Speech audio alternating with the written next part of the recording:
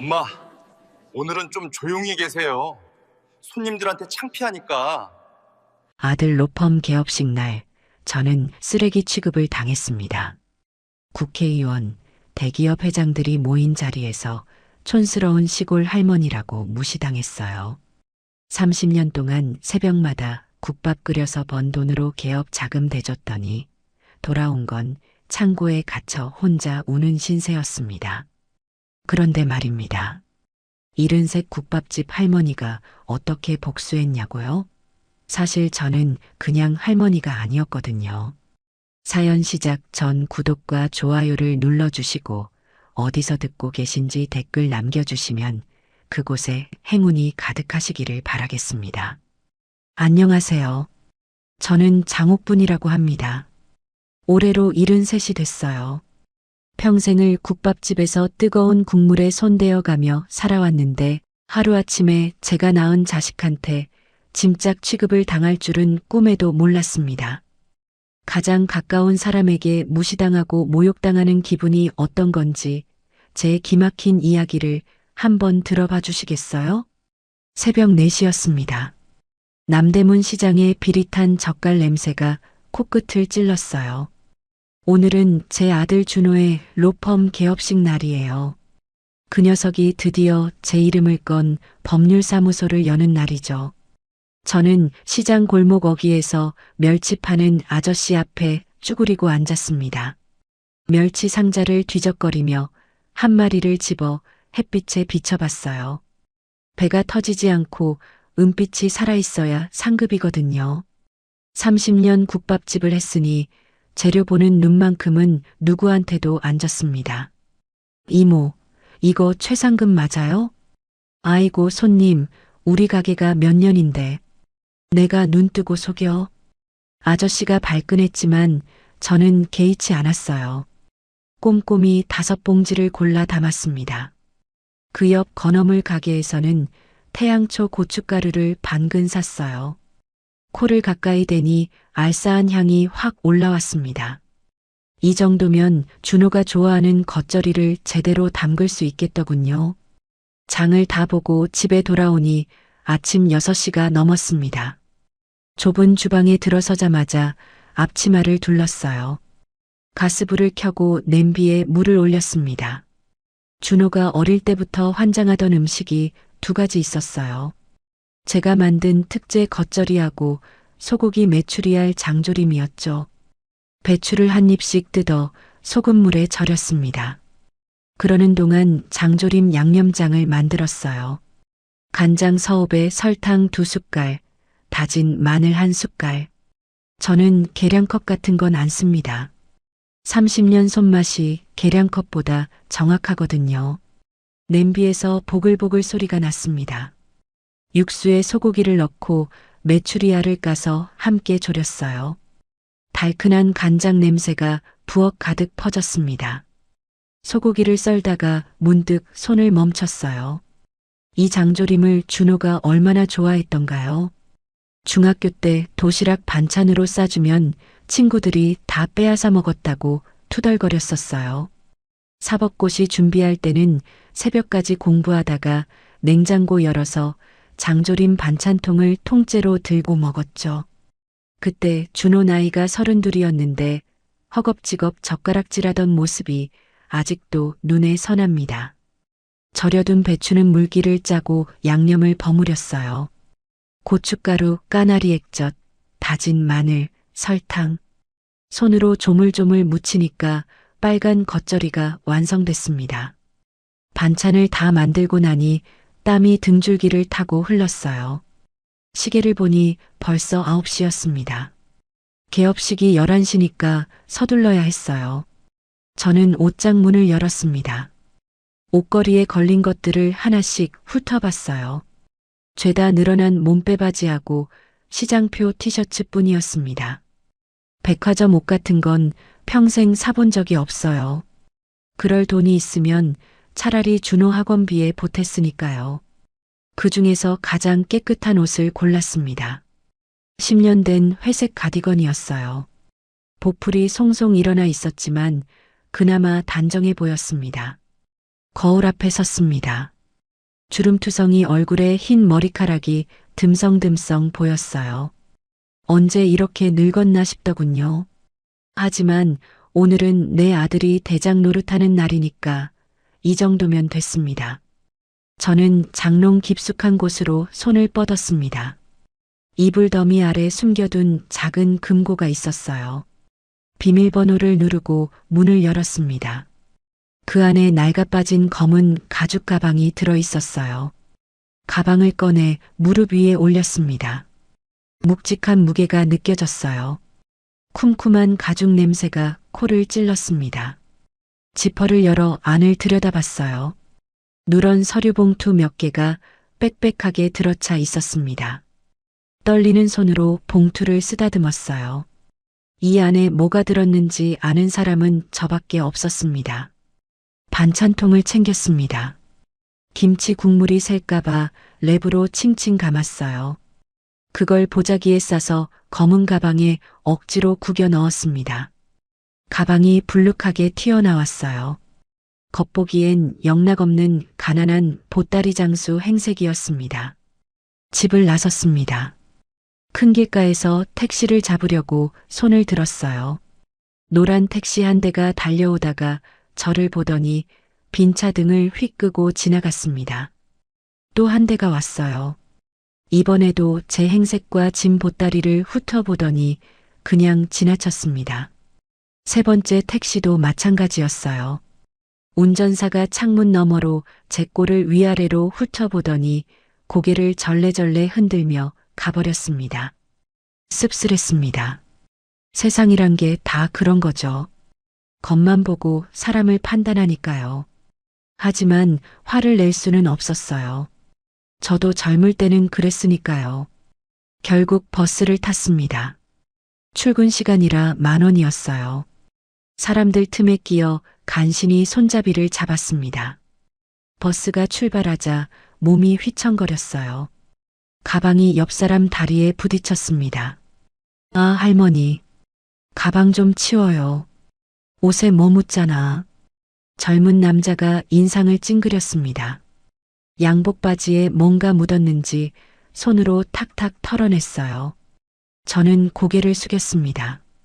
미안해요. 냄새나서 미안해요. 습관적으로 굽실거렸습니다. 국밥집 할 때 손님한테 늘 그랬으니까요. 버스가 덜컹거릴 때마다 가방을 꼭 껴안았습니다. 이 안에 든 게 뭔지 저 젊은이가 알면 아마 기절할 거예요. 강남 테헤란로에 내렸습니다. 눈앞에 하늘을 찌를 듯 솟은 유리벽 빌딩이 나타났어요. 햇살이 유리벽에 부딪혀 금빛으로 반짝거렸습니다. 저는 그 앞에 우두커니 섰습니다. 주변을 지나가는 사람들은 죄다 말쑥한 정장 차림이었어요. 그 사이에서 보풀인 가디건을 입은 제 모습이 얼마나 초라해 보였겠어요. 이 빌딩이 제 거예요. 평생 뜨거운 국밥 국물에 손대어가며 번 돈으로 산 건물입니다. 물론 아무도 모르죠. 등기부등본에 제 이름이 올라가 있다는 걸요. 건물 로비 회전문 앞에서 멈칫거렸습니다. 화려한 유리에 제 모습이 비쳤어요. 불룩한 검은 가방을 든 초라한 늙은이였습니다. 잠시 위축됐어요. 이 모습으로 들어가도 되나 싶었습니다.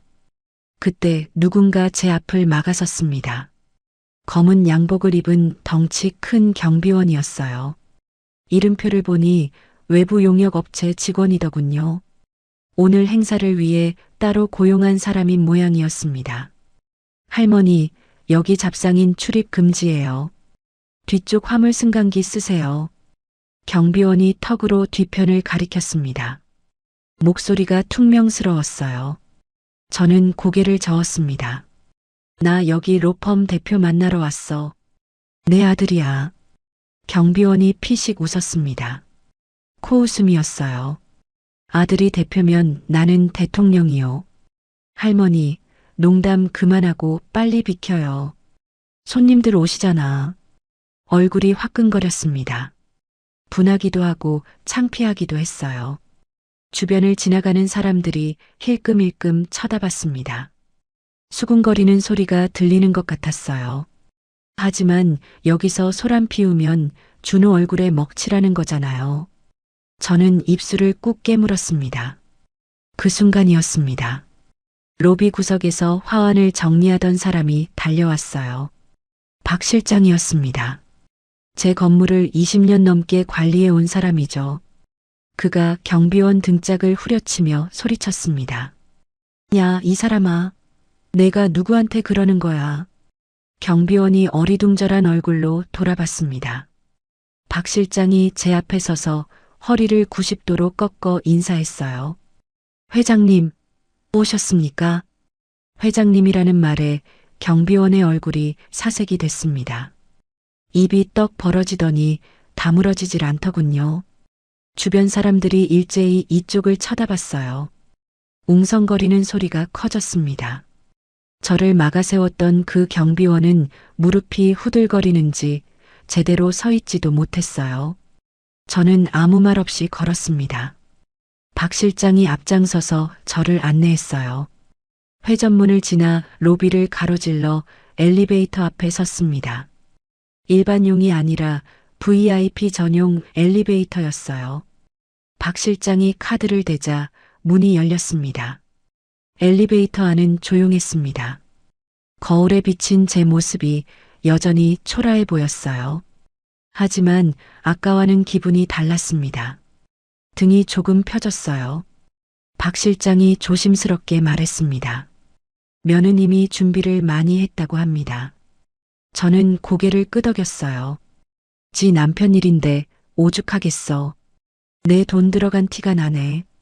며느리 미라가 밉지만은 않았습니다. 어쨌든 내 아들 챙기려고 애쓰는 거니까요. 그때까지는 그렇게 생각했어요. 15층에 도착했습니다. 엘리베이터 문이 열리자마자 화환 향기가 확 밀려들었어요. 복도 양쪽으로 빼곡하게 늘어선 화환들이 보였습니다. 리본에 적힌 이름들을 읽었어요. 국회의원 아무개, 대법관 아무개, 대기업 회장 아무개. 하나같이 대단한 사람들이었습니다. 가슴이 벅차올랐습니다. 내 새끼가 이렇게 됐구나. 국밥집에서 새벽부터 밤까지 일하며 키운 아들이 드디어 용이 됐구나. 눈시울이 뜨거워졌어요. 로펌 입구 유리문 너머로 사람들이 보였습니다. 정장을 빼입은 신사들과 화려한 드레스를 입은 여자들이 샴페인 잔을 들고 있었어요. 저는 검은 가방을 고쳐들었습니다. 불룩하게 튀어나온 가방이 갑자기 부끄러워졌어요.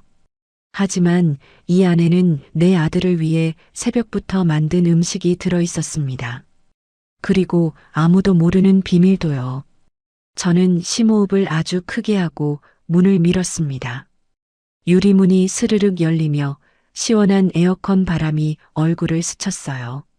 안에서 웃음소리와 샴페인 잔 부딪히는 소리가 들려왔습니다. 화려한 조명 아래 반짝이는 사람들 틈으로 한 발짝 내딛었어요. 그때까지만 해도 몰랐습니다. 이 문을 열고 들어가는 순간 제 인생이 완전히 뒤집어질 거라는 거요. 여러분, 자식한테 버림받는 기분이 어떤 건지 아세요? 저는 그날 처음 알았습니다. 평생을 바쳐 키운 아들한테 짐짝 취급을 당하는 그 기분을요. 아니, 짐짝보다 못한 취급이었어요. 짐짝은 최소한 안전하게 보관이라도 해주잖아요. 저는 먼지투성이 창고에 내팽개쳐졌거든요.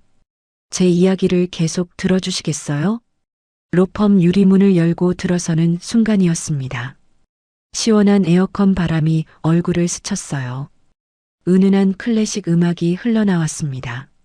화려한 샴페인 잔을 든 사람들 사이로 크림색 드레스를 입은 여자가 보였어요. 며느리 미라였어요.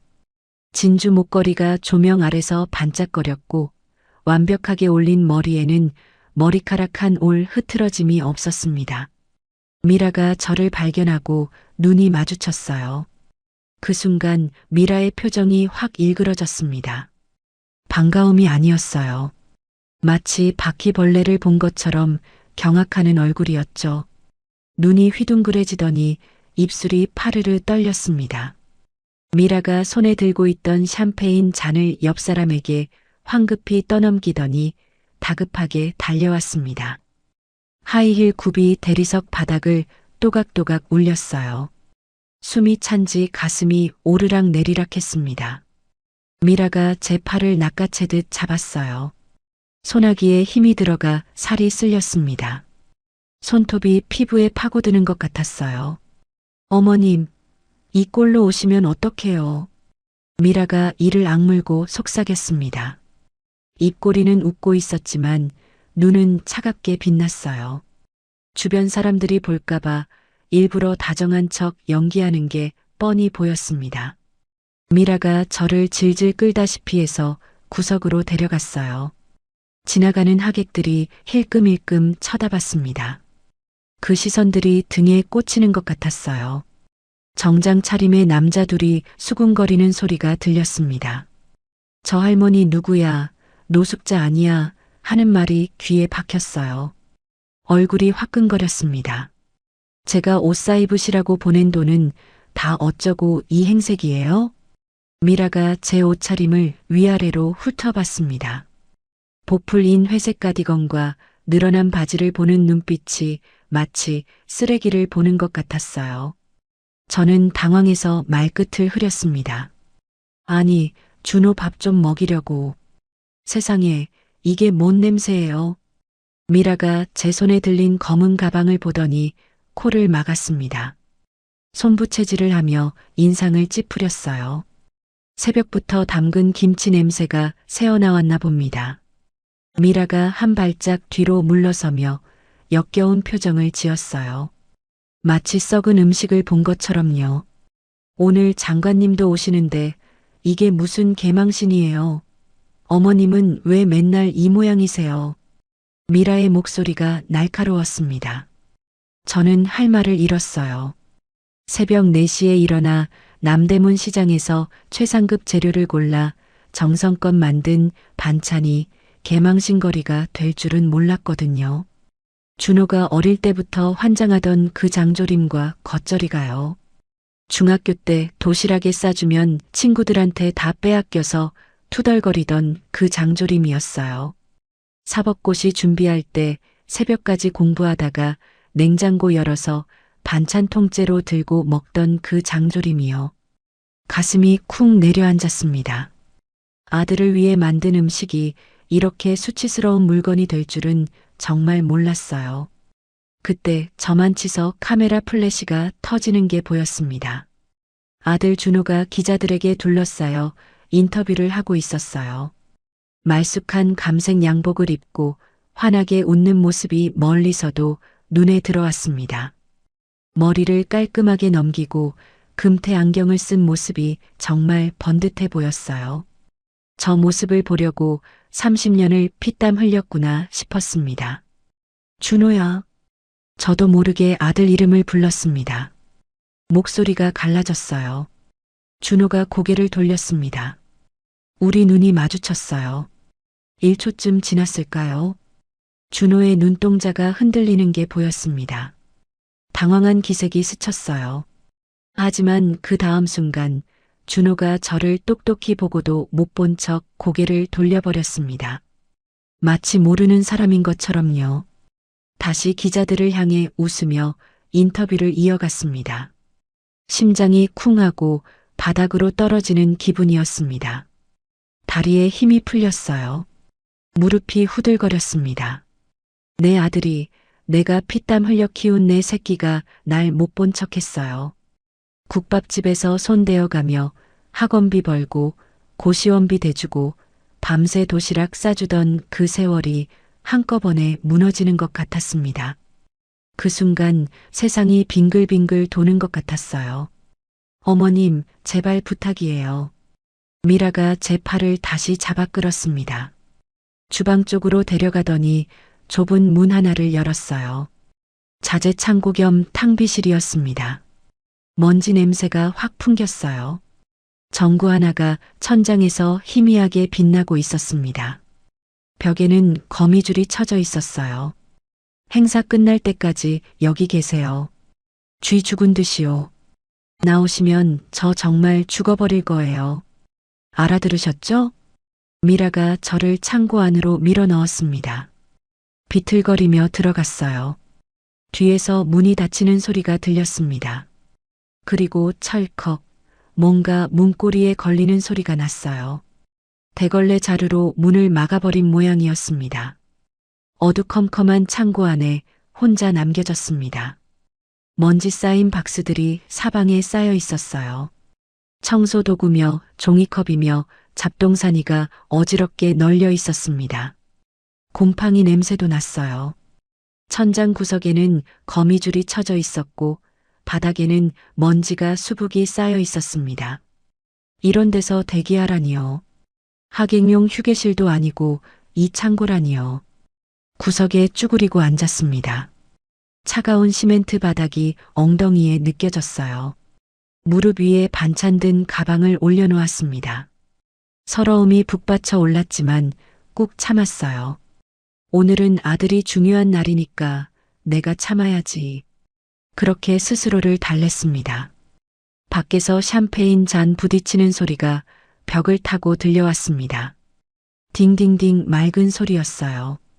하하호호 웃음소리도 들렸고요. 누군가 건배사를 하는 목소리도 들렸습니다. 축하합니다. 강준호 대표님 하는 소리가 희미하게 들렸어요. 저들은 천국에서 축배를 들고 있고 저는 이 먼지투성이 창고에 갇혀 있었습니다. 같은 공간에 있으면서 이렇게 다른 세상에 있다니요. 눈물이 핑 돌았지만 억지로 삼켰어요. 울면 안 된다고, 조금만 참으면 된다고 되뇌었습니다. 얼마나 지났을까요? 15분쯤 됐을 거예요. 갑자기 창고 문 바로 옆에서 미라의 목소리가 들렸습니다. 전화 통화를 하는 것 같았어요. 저는 숨을 죽이고 귀를 기울였습니다. 심장이 쿵쾅쿵쾅 뛰었어요. 자기야. 그 노인네 창고에 처박아뒀어. 미라의 목소리였습니다.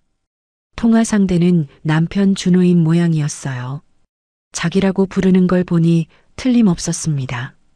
아오, 냄새나서 토할 뻔했네. 김치를 싸왔더라고. 미쳤지?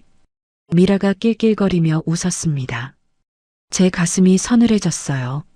손이 떨리기 시작했습니다. 하지만 진짜 충격은 그 다음이었어요. 자기가 위조한 증여 서류, 완벽한 거 맞지? 인감이랑 필적 감정 안 걸리게 잘했다며? 위조? 증여 서류? 귀를 의심했습니다. 심장이 멎는 것 같았어요. 손바닥에 식은땀이 흘렀습니다. 미라의 말이 계속 이어졌어요. 은행 대출 실행하려면 본인 확인 전화가 필요하대. 오늘 행사 끝나면 바로 구급차 불러. 치매 증상 심하다고 하면 돼. 숨이 턱 막혔습니다. 온몸에 소름이 쫙 돋았어요. 손이 부들부들 떨리기 시작했습니다. 등골이 서늘해졌어요. 요양병원 폐쇄병동으로 보내버리면 전화 못 받잖아. 그럼 끝이야. 미라의 목소리는 너무나 태연했습니다. 마치 장보기 목록을 읽는 것처럼요. 사람 목숨을 가지고 이렇게 가볍게 말하다니요. 내 목숨이요. 내 인생이요. 그 노인네 정신병원에 갇히면 이 건물 세 채 다 우리 거야. 빚 50억도 한 방에 해결이라고. 자기 진짜 천재야. 미라가 감탄하는 목소리로 말했습니다. 내 아들을 천재라고 부르며 칭찬하고 있었어요. 나를 정신병원에 가둬서 재산을 빼앗을 계획을 세웠다고 천재래요. 통화가 끝났습니다. 미라가 킥킥거리며 웃는 소리가 들렸어요. 만족스러운 웃음이었습니다. 하이힐 소리가 또각또각 멀어져 갔습니다. 저는 멍하니 앉아 있었어요. 머릿속이 하얘졌습니다. 온몸에서 힘이 빠져나가는 것 같았어요. 방금 들은 게 현실인지 꿈인지 분간이 안 됐습니다. 내 아들이 서류를 위조했다고요? 나를 정신병원에 가두려 한다고요? 내 재산을 빼앗으려고? 평생을 바쳐 키운 아들이 나를 이렇게 배신하다니요. 국밥집에서 끓는 육수에 손대어가며 벌어서 학원비 대주고 고시원비 보내주고 합격할 때까지 기도하며 기다렸건만요. 그 아들이 이제 나를 미친 노인 취급하고 정신병원에 가두려 합니다. 손을 떨며 검은 가방을 움켜쥐었습니다. 가방 안에는 새벽부터 정성껏 만든 반찬이 들어 있었어요. 그리고 그 밑에는 누런 서류 봉투가 있었죠. 아무도 모르는 비밀이요. 숨이 제대로 쉬어지지 않았습니다. 가슴이 찢어지는 것 같았어요. 배신감이 온몸을 짓눌렀습니다. 눈앞이 캄캄해졌어요. 하지만 이상하게도 눈물은 나지 않았습니다. 하지만 저는 울지 않았어요. 이를 악물었습니다. 분노가 슬픔을 집어삼키기 시작했거든요. 그래, 너희가 나를 노망난 할머니로 보는구나. 아무것도 모르는 멍청한 늙은이로 여기는구나. 하지만 너희는 모르지. 이 낡은 가방 안에 뭐가 들었는지를, 내가 진짜 누구인지를. 저는 가방 속 서류 봉투를 꺼내 가슴에 꼭 안았습니다. 차가운 종이 감촉이 손끝에 느껴졌어요. 이제 어떻게 해야 할지 천천히 생각하기 시작했습니다. 복수의 날카로운 칼날을 갈기 시작한 거예요. 두고 보자, 이것들아. 반드시 꼭 후회하게 해주마. 창고 안에서 얼마나 더 앉아 있었는지 모르겠습니다. 1시간쯤 됐을까요? 밖에서 들려오던 웃음소리가 점점 커졌어요. 축하 인사를 나누는 소리, 잔 부딪히는 소리가 벽을 타고 들어왔습니다. 저는 무릎을 꿇은 채 가슴에 서류 봉투를 꼭 안고 있었어요. 손끝이 차가웠습니다. 하지만 머리는 그 어느 때보다 맑았어요. 미라의 통화 내용이 머릿속에서 계속 맴돌았습니다. 위조, 정신병원, 폐쇄병동. 그 단어들이 칼날처럼 가슴을 후볐어요. 그때 창고 문 쪽에서 부스럭거리는 소리가 났습니다. 누군가 대걸레 자루를 치우는 소리였어요. 저는 재빨리 서류 봉투를 가방에 넣고 일어섰습니다. 문이 열리더니 환한 빛이 쏟아져 들어왔어요. 눈이 부셔서 손으로 가렸습니다. 회장님, 여기 계셨습니까? 박 실장이었습니다. 땀에 젖은 이마, 헐떡이는 숨소리. 한참을 찾아 헤맨 모양이었어요. 그 사람 얼굴에 안도와 당혹감이 동시에 스쳤습니다. 박 실장이 허겁지겁 저를 부축해 일으켰어요. 제 옷에 묻은 먼지를 털어주면서 연신 고개를 숙였습니다. 아이고, 회장님. 어쩌다 이런 데 계셨습니까? 제가 잠깐 자리를 비운 사이에 박 실장의 목소리가 떨렸습니다. 진심으로 걱정하는 게 느껴졌어요. 이 사람은 30년 넘게 저를 모셔온 사람입니다. 제가 국밥집 할머니인 줄 알면서도 진짜 정체를 알게 된 뒤로는 한결같이 충성을 다해왔죠. 괜찮아요, 박 실장. 제 목소리가 낮고 차분하게 나왔습니다. 스스로도 놀랄 만큼 담담했어요. 박 실장이 제 얼굴을 살폈습니다. 뭔가 달라진 걸 느꼈는지 눈이 커졌어요. 회장님, 무슨 일이 있으셨습니까? 저는 대답 대신 창고 밖을 내다봤습니다. 저 멀리 파티장에서 샴페인을 들고 웃고 있는 미라가 보였어요. 크림색 드레스가 조명 아래서 빛났습니다. 그 옆에서 하객들과 악수하는 준호도요. 감색 양복을 빳빳하게 차려입고 환하게 웃고 있었어요. 둘이 나란히 서서 완벽한 부부 행세를 하고 있었습니다. 저를 창고에 가둬놓고 정신병원에 보낼 계획을 세워놓고 저렇게 웃고 있었어요. 뻔뻔하게요.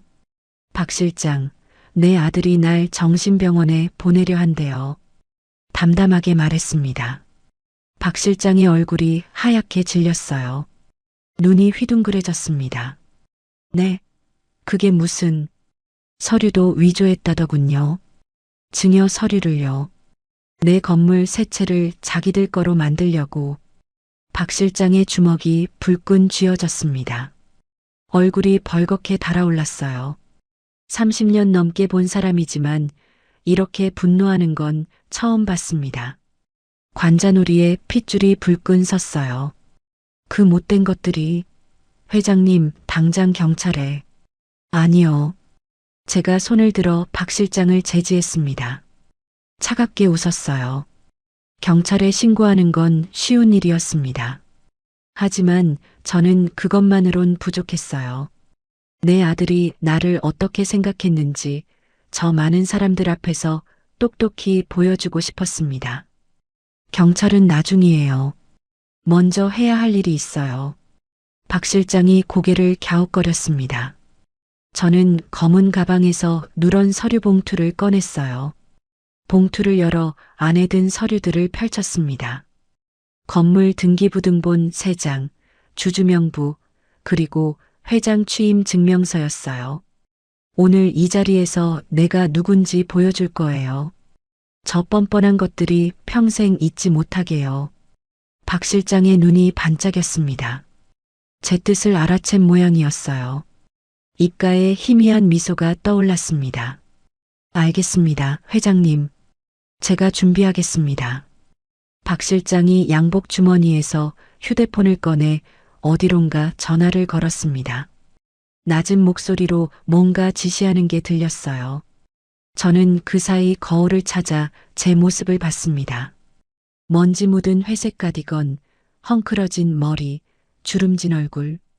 누가 봐도 초라한 시골 할머니였어요. 하지만 눈빛만은 달랐습니다. 차갑고 단단하게 빛나고 있었어요. 5분쯤 지났을까요? 박 실장이 돌아왔습니다. 손에 검은색 쇼핑백을 들고 있었어요. 회장님, 1층 귀빈실에 준비해뒀습니다.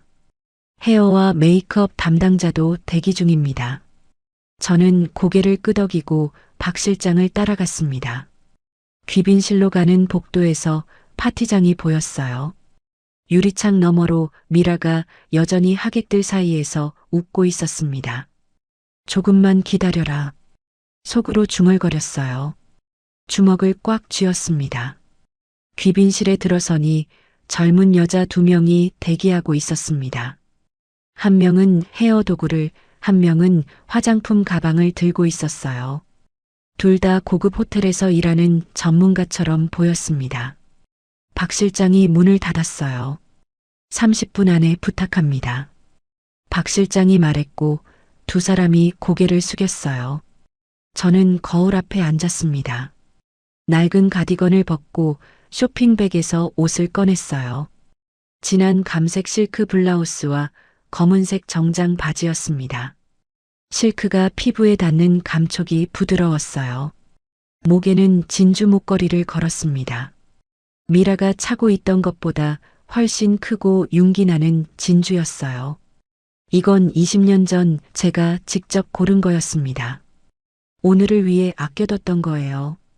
헤어 담당이 제 머리를 정리하기 시작했습니다. 흰머리를 깔끔하게 빗어 올렸어요. 메이크업 담당이 얼굴에 파운데이션을 바르고 눈썹을 그렸습니다. 입술에는 진한 자줏빛 립스틱을 발랐어요. 거울 속 제 모습이 점점 바뀌어 갔습니다. 주름은 그대로였지만 분위기가 완전히 달라졌어요. 국밥집 할머니가 아니라 재벌가 안주인 같았습니다. 30분이 지났습니다. 거울 앞에 선 사람은 더 이상 초라한 시골 할머니가 아니었어요. 위엄 있고 단정한 노부인이 서 있었습니다. 진한 감색 블라우스가 은은하게 빛났고 목에 진주 목걸이가 조명 아래서 영롱하게 반짝였어요. 눈빛은 날카로웠고 입가에는 차가운 미소가 떠올라 있었습니다. 회장님, 준비됐습니다. 박 실장이 문을 열었습니다. 저는 천천히 걸어 나갔어요. 복도를 지나 파티장 입구에 섰습니다. 안에서는 여전히 왁자지껄한 소리가 들렸어요.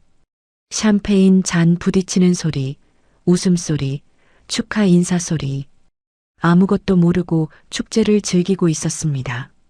자, 이제 시작이야. 속으로 중얼거렸습니다. 심장이 쿵쿵 뛰었지만 손은 떨리지 않았어요. 박 실장이 파티장 문을 활짝 열었습니다. 강앤박 로펌 대표 고문이신 장옥분 회장님 입장하십니다. 박 실장의 우렁찬 목소리가 파티장 전체에 울려 퍼졌습니다. 순간 모든 소리가 뚝 끊겼어요. 웃음소리, 대화소리, 잔 부딪히는 소리, 모든 게 멈췄습니다. 수십 쌍의 눈이 일제히 저를 향했어요. 국회의원, 대법관, 대기업 회장들. 아까 화환을 보낸 그 사람들이 저를 쳐다보고 있었습니다. 저는 천천히 파티장 안으로 걸어 들어갔어요. 등을 곧게 펴고 턱을 들었습니다. 저 멀리서 미라의 얼굴이 보였습니다. 샴페인 잔을 든 채 얼어붙어 있었어요. 눈이 휘둥그레지고 입이 반쯤 벌어졌습니다. 손에 든 샴페인 잔이 달달 떨리고 있었어요. 그 옆에 선 준호도 마찬가지였습니다. 아들의 얼굴이 하얗게 질려가는 게 보였어요. 금방이라도 쓰러질 것 같은 표정이었습니다. 저는 멈추지 않고 걸었습니다. 또각또각 구두 소리가 조용해진 파티장에 울려 퍼졌어요. 하객들이 양옆으로 길을 터줬습니다. 마치 바다가 갈라지듯이요. 미라 앞에 멈춰 섰습니다. 미라의 손이 부들부들 떨리고 있었어요. 샴페인이 잔 밖으로 출렁거렸습니다. 얼굴이 창백해졌어요. 아까 창구 앞에서 킥킥거리며 웃던 그 여자가 맞나 싶었습니다. 저는 미라를 똑바로 쳐다봤어요. 위에서 아래로 천천히 훑어봤습니다. 미라가 움찔했어요. 며느리, 그 창고 참 춥더구나. 낮고 차가운 목소리로 말했습니다. 미라의 얼굴이 사색이 됐어요. 입술이 파르르 떨렸습니다. 아무 말도 못하고 있었어요. 저는 천천히 고개를 돌려 준호를 봤습니다. 내 아들, 내가 평생을 바쳐 키운 내 새끼, 새벽마다 국밥 끓이며 학원비 벌어준 그 아들, 고시원에 도시락 싸들고 찾아갔던 그 아들, 그 아이가 겁에 질린 얼굴로 저를 올려다보고 있었어요. 양복깃이 땀에 젖어 있었습니다. 준호야, 엄마가 누군지 이제 알겠니? 준호의 입술이 달싹거렸습니다. 하지만 아무 소리도 나오지 않았어요. 저는 차갑게 웃었습니다. 내가 뺏으려던 그 건물들 전부 이 엄마 거란다. 내가 정신병원에 보내려던 이 엄마가 진짜 주인이야. 파티장이 술렁거리기 시작했습니다. 하객들이 수군거리는 소리가 들렸어요. 저는 가방에서 서류를 꺼내 준호 앞에 내밀었습니다. 자, 여기 등기부등본이야. 똑똑히 봐라. 내가 위조한 그 서류, 원본은 여기 있어. 준호의 손이 부들부들 떨렸습니다. 서류를 받아들지도 못하고 그대로 바닥에 떨어뜨렸어요. 종이가 바닥에 흩어지는 소리가 조용한 파티장에 크게 울렸습니다. 하객들이 술렁거렸어요. 뭔가 심상치 않다는 걸 모두가 눈치챈 모양이었습니다. 저는 준호를 내려다보며 말했습니다. 오늘부터 각오해라. 엄마가 직접 나선다. 준호의 무릎이 휘청거렸어요. 옆에 있던 미라가 남편 팔을 붙잡았습니다. 둘 다 겁에 질린 얼굴이었어요. 저는 그 모습을 차갑게 내려다봤습니다. 30년간 숨겨왔던 진짜 내 모습을 드디어 보여줬어요. 이제 시작입니다. 진짜 싸움은 지금부터예요. 기다려라, 내 아들아, 준호야. 파티장이 얼어붙은 것 같았습니다. 하객들이 수군거리는 소리만 웅웅거렸어요. 국회의원, 대기업 회장, 검찰 간부들, 그 화려한 사람들이 저와 준호를 번갈아 쳐다봤습니다. 저는 바닥에 떨어진 서류를 내려다봤어요. 준호가 받아들지도 못하고 떨어뜨린 그 등기부등본들을요. 흰 종이가 대리석 바닥 위에 어지럽게 흩어져 있었습니다. 그때 준호가 갑자기 웃기 시작했습니다. 처음엔 킥킥거리더니 점점 커져서 하하 소리를 내며 웃었어요.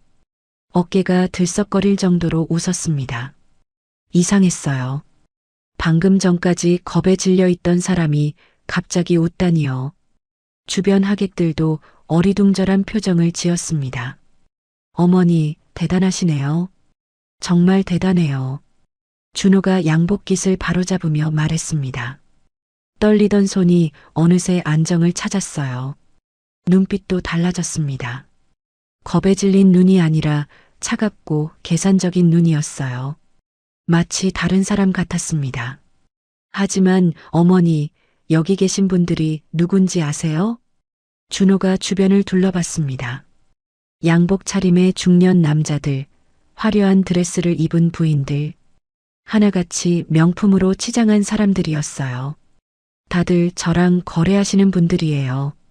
국회의원님, 대기업 회장님, 검찰 고위 간부님. 어머니가 뭘 들고 오셨든 상관없어요. 준호가 한 발짝 다가왔습니다. 목소리를 낮추며 속삭였어요. 이 사람들 앞에서 저를 무너뜨리려면 어머니도 같이 무너져요. 아시겠어요? 심장이 철렁 내려앉았습니다. 준호의 눈빛이 너무 차가웠어요. 내가 키운 아들이 맞나 싶었습니다. 저렇게 냉정하고 독한 눈을 가진 사람이었나요? 그때 미라가 정신을 차린 듯 옆에서 끼어들었습니다. 아까 창백했던 얼굴에 다시 핏기가 돌았어요. 입꼬리가 살짝 올라갔습니다. 어머님, 죄송한데요. 저희 변호사거든요. 서류 가지고 협박하시려면 좀 더 공부하고 오셔야죠. 미라가 비웃듯 말했습니다. 목소리가 똑똑 끊어졌어요. 자신감이 넘쳤습니다. 그 등기부등본, 저희가 가진 것도 똑같아요. 문제는 누가 법적으로 유효한 소유권을 주장할 수 있느냐죠. 미라가 핸드백에서 접힌 서류 한 장을 꺼냈습니다. 천천히 펼쳐서 제 눈앞에 들이밀었어요. 증여계약서였습니다. 제 이름과 도장이 선명하게 찍혀 있었어요. 빨간 인주가 번지지도 않고 깨끗했습니다. 이거 보세요. 어머님이 서명하신 증여계약서예요. 2024년 8월 15일자로 강남 건물을 아들 강준호에게 증여한다. 어머님 도장까지 찍혀 있죠? 필적도 어머님 거예요. 손이 떨렸습니다. 저건 분명 위조된 서류였어요. 저는 그런 걸 서명한 적이 없었습니다. 8월 15일이면 광복절이었어요. 그날 저는 국밥집에서 손님 받느라 정신없었습니다. 서류 따위 쓸 시간이 없었어요. 하지만 도장은 진짜 제 것 같았습니다. 언제 어떻게 찍은 건지 모르겠지만요. 저런 건 위조예요. 나는 서명한 적 없어요. 목소리가 떨렸습니다. 너무 흥분해서 목이 갈라졌어요. 주변 하객들이 더 크게 수군거리기 시작했습니다. 저를 바라보는 시선이 달라졌어요. 아까는 놀람과 경외였는데 지금은 의심과 불쾌함이었습니다. 누군가 한숨을 쉬는 소리가 들렸어요. 또 누군가는 고개를 절레절레 흔들었습니다. 어머님, 목소리 좀 낮추세요. 창피하시게. 여기가 어딘데 이러세요. 미라가 눈을 흘기며 말했습니다. 비웃는 투였어요. 저는 입술을 깨물었습니다. 분했어요. 억울했습니다. 하지만 이 많은 사람들 앞에서 싸우는 건 현명하지 않다는 걸 알았어요. 소리 지르면 질수록 저만 미친 사람처럼 보일 테니까요. 박 실장, 저는 뒤를 돌아봤습니다. 박 실장이 굳은 얼굴로 서 있었어요. 주먹을 꽉 쥐고 있었습니다. 일단 나가요. 박 실장이 고개를 끄덕였습니다. 저는 돌아서서 파티장 출구로 걸어갔어요. 고개를 꼿꼿이 세우고 천천히 걸었습니다. 뛰어나가고 싶었지만 참았어요. 등 뒤로 미라의 킥킥거리는 웃음소리가 들렸습니다. 승리감에 가득 찬 웃음이었어요. 준호가 하객들에게 사과하는 목소리도 들렸습니다. 죄송합니다, 여러분. 저희 어머니가 요즘 건강이 안 좋으셔서요. 치매 초기 증상이 있으시거든요. 치매라고요? 저를 치매 환자로 만들 작정이었어요. 분노가 치밀어 올랐지만 참았습니다. 지금 돌아가서 소리 지르면 정말 미친 사람처럼 보일 테니까요. 엘리베이터를 타고 1층으로 내려왔습니다. 로비를 지나 빌딩 밖으로 나왔어요. 찬바람이 얼굴을 때렸습니다. 정신이 번쩍 들었어요. 회장님, 괜찮으십니까? 박 실장이 걱정스러운 얼굴로 물었습니다. 이마에 주름이 깊게 패였어요. 저는 고개를 저었습니다. 괜찮지 않아요. 당했어요. 완전히 당했어. 인정하기 싫었지만 사실이었습니다. 준호와 미라는 저보다 한 수 위였어요. 법적으로 철저히 준비하고 있었습니다. 위조 서류를 만들어두고 저를 치매 환자로 몰 계획까지 세워뒀어요. 심지어 하객들 앞에서 공개적으로 저를 망신줬습니다. 저 서류 분명 위조입니다. 필적 감정하면 밝혀질 겁니다. 박 실장이 주먹을 불끈 쥐며 말했습니다. 분한 표정이었어요. 하지만 저는 고개를 저었습니다. 그게 쉽지 않아요. 쟤들이 변호사잖아요. 허술하게 했을 리가 없어. 빌딩 앞에 세워둔 검은색 세단으로 걸어갔습니다. 다리가 후들거렸어요. 아까 파티장에서 버틴 게 한계였나 봅니다. 운전기사가 문을 열어줬어요. 차에 올라타며 한숨을 내쉬었습니다. 온몸에서 힘이 빠져나가는 것 같았어요. 집으로 가요. 차가 출발했습니다. 창밖으로 강남의 화려한 불빛이 스쳐 지나갔어요. 고급 레스토랑, 명품 매장, 화려한 간판들. 이 거리에 제 건물이 세 채나 있었습니다. 하지만 지금 저는 그 건물들을 뺏길 위기에 처해 있었어요. 저는 무릎 위에 놓인 가방을 내려다봤습니다. 아까 들고 간 그 검은 가방이요. 안에는 아직 반찬통이 들어 있었어요. 새벽부터 만든 장조림과 겉절이가요. 미라가 냄새난다며 코를 막던 그 반찬이요. 문득 눈물이 났습니다. 뺨을 타고 뜨거운 눈물이 흘러내렸어요. 아들 잘 먹이려고 만든 반찬인데 개망신거리가 됐습니다. 거기다 저는 치매 환자 취급을 받았어요. 내 아들한테요. 내가 낳고 키운 내 새끼한테요. 눈물을 손등으로 훔쳤습니다. 울어봤자 소용없었어요. 회장님, 박 실장이 조심스럽게 말을 꺼냈습니다. 제가 예전에 모셨던 대형 로펌 선배가 있습니다. 은퇴하셨지만 아직 인맥이 넓으세요. 도움을 받을 수 있을 겁니다. 저는 고개를 들었습니다. 박 실장의 눈이 진지했어요. 그리고 한 가지 더 있습니다. 그 위조 서류 완벽하지 않을 수 있어요. 무슨 말이에요? 제가 알아보겠습니다.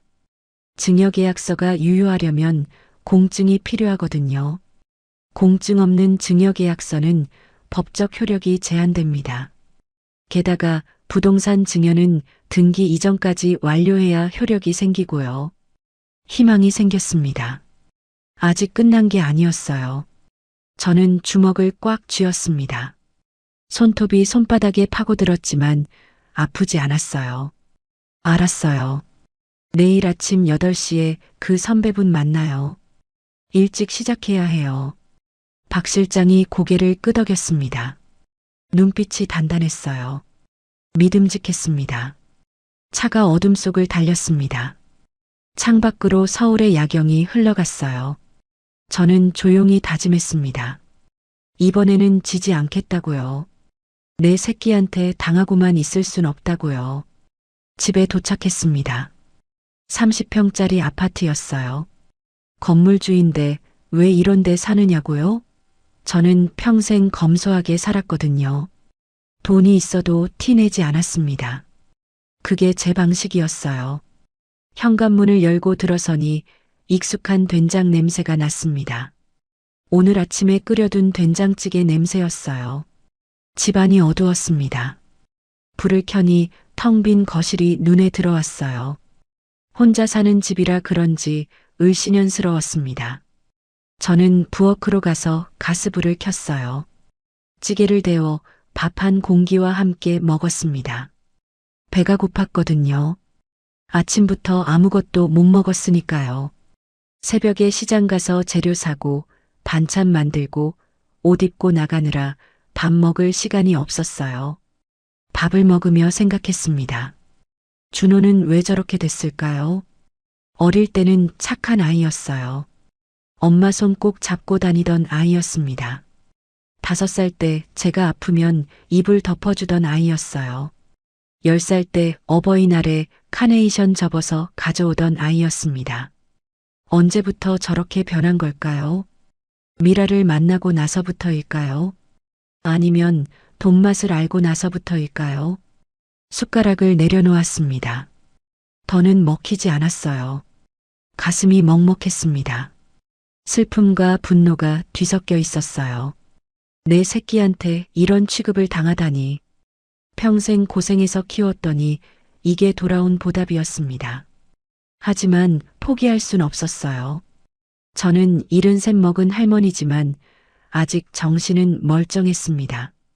쟤들이 나를 치매 환자로 만들려고 해도 난 절대 당하지 않을 거예요. 내일부터 다시 싸워야 해요. 이번엔 제대로 준비해서요.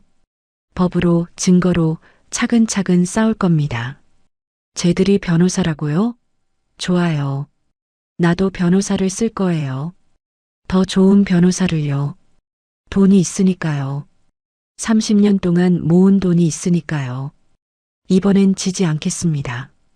반드시 이기고 말 거예요. 두고 봐라, 이 못된 것들아. 다음 날 아침이 밝았습니다. 밤새 뒤척이다 겨우 눈을 붙였는데 6시에 눈이 떠졌어요. 창문으로 희뿌연 새벽빛이 들어왔습니다. 몸이 천근만근이었어요. 온몸이 쑤시고 머리가 무거웠습니다. 하지만 누워있을 수 없었어요. 오늘 할 일이 있었으니까요. 세수를 하고 거울을 봤습니다.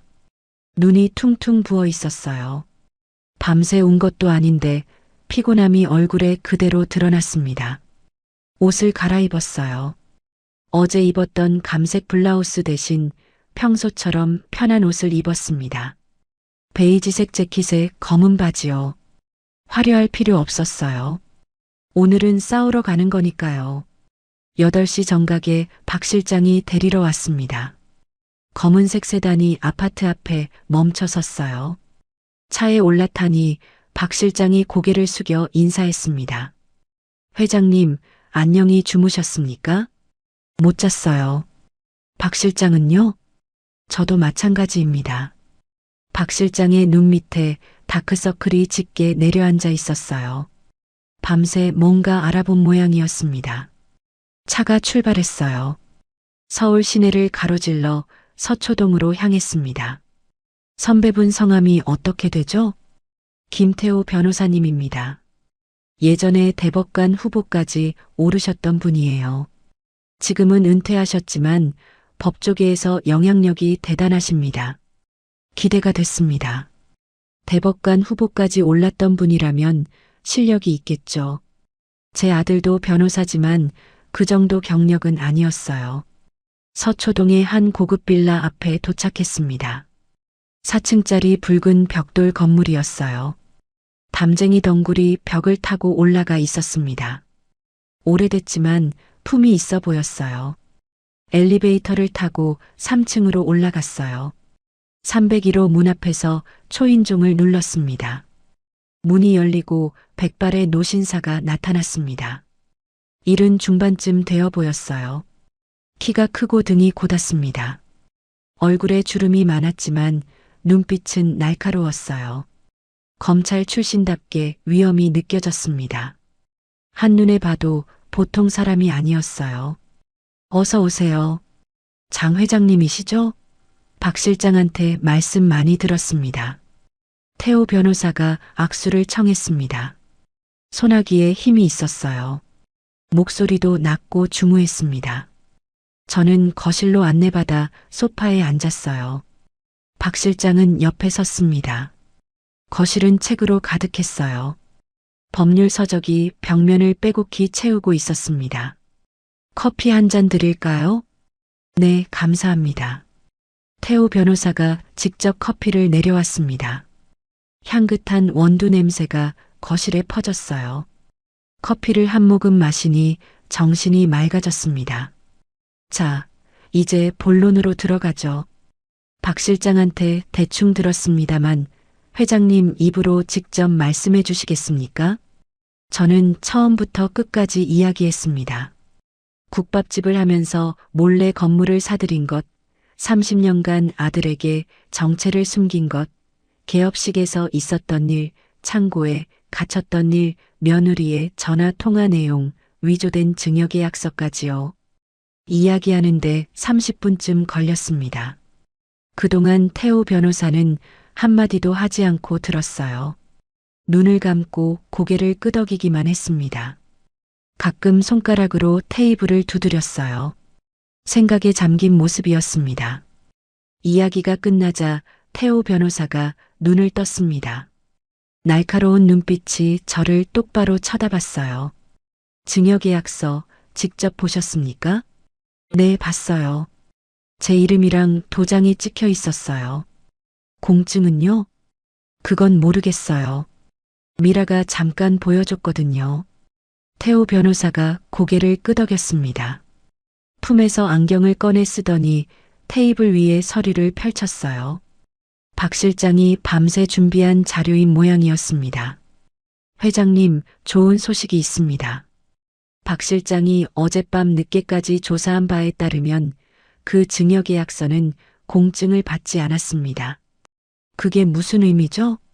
부동산 증여는 공증이 필수는 아니지만 공증 없는 증여계약서는 분쟁 시 효력을 입증하기 어렵습니다.